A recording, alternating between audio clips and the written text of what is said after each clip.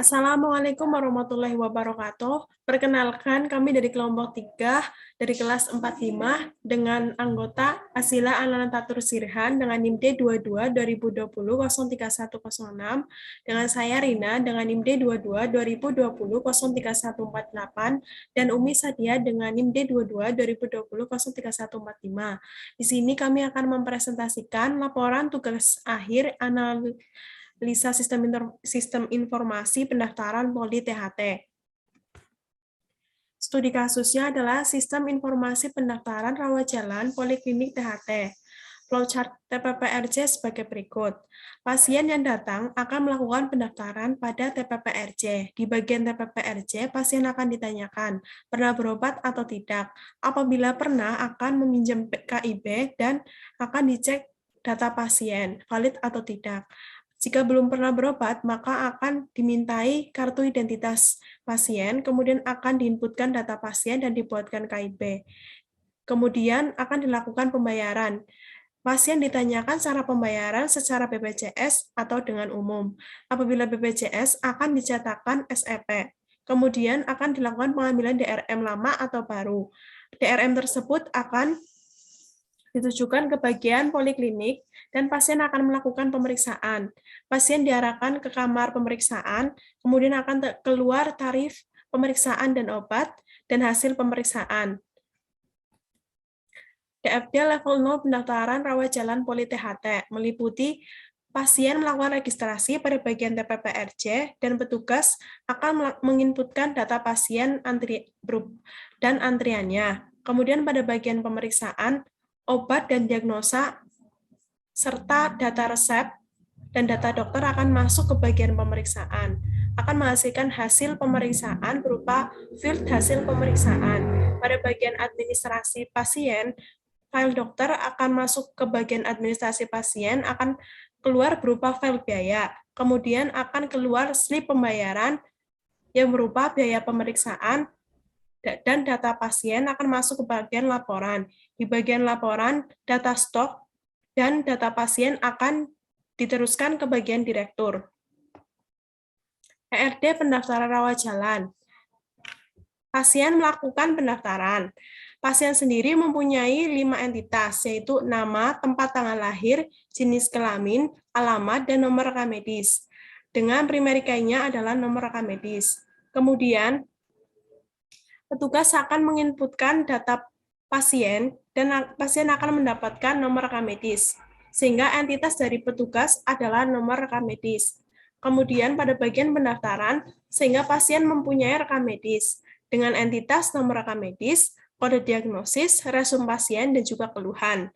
Kemudian dari bagian pendaftaran akan dipilihkan dokter. Dokter sendiri mempunyai entitas berupa ID dokter, nama, alamat, dan telepon yang akan menghasilkan hasil pemeriksaan berupa biaya periksa dan tanggal pemeriksaan. Dan pada bagian pendaftaran sendiri mempunyai entitas berupa tanggal daftar dan nomor pendaftaran. Next, Umi.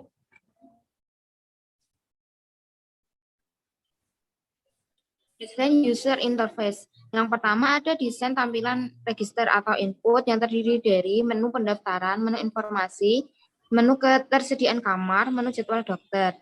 Kedua ada desain tampilan formulir rawat jalan yang meliputi nama, email, nomor HP, password. Next.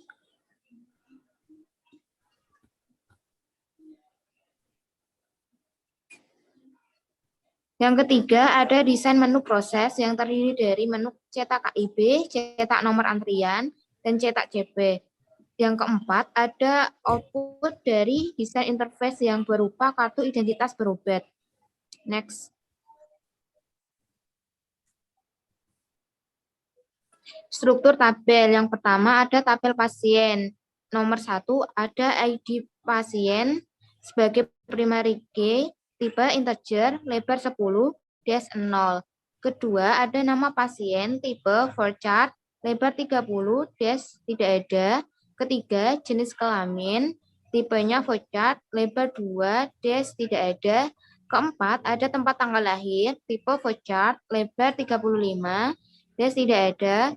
Dan terakhir, alamat, tipe flowchart, lebar 90, des tidak ada.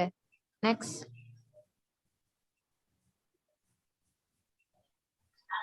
Oke.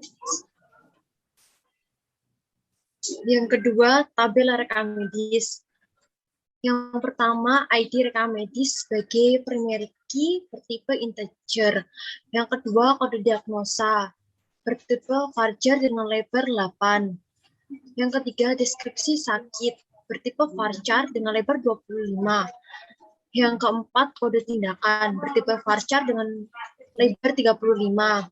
Yang kelima, ID pasien bertipe integer dengan lebar 15. Yang keenam, ID dokter bertipe integer dengan lebar 20. Dan yang ketujuh, ID pendaftaran bertipe integer dengan lebar 8. Next.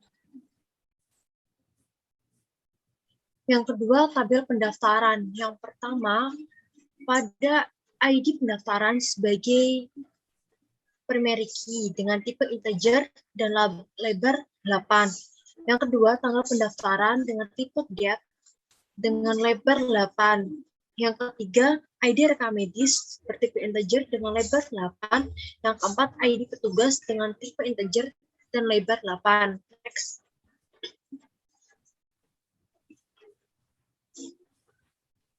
Yang keempat, tabel petugas.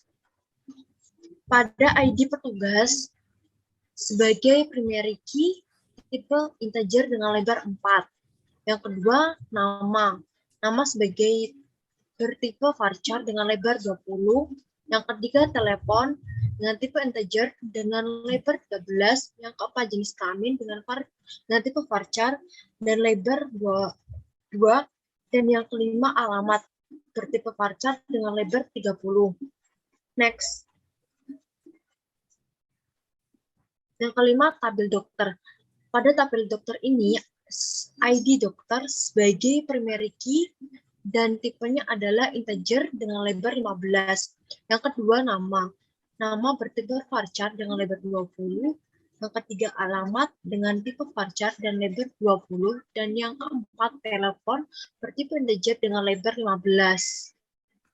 Next. Yang kelima, tabel pemeriksaan. Pada tabel pemeriksaan ini, ID rekam medis sebagai primary key yang bertipe integer dengan lebar 6. Yang kedua, ID dokter bertipe integer dengan lebar 15. Dan yang ketiga, tanggal periksa bertipe date dengan lebar 8. Next. Pada tabel obat, ID obat sebagai primary key dengan tipe varchar lebar 3. Yang kedua, nama obat dengan tipe varchar dengan lebar 10. Yang ketiga, dosis dengan tipe varchar dengan lebar 30. Yang keempat, harga obat tipe integer dengan lebar 10. Yang kelima, ID rekam medis dengan tipe integer lebar 6. Yang keenam, ID dokter dengan tipe integer lebar 15. Next. Sekian presentasi dari kelompok kami. Apabila banyak kesalahan, kami mohon maaf. Wassalamualaikum warahmatullahi wabarakatuh.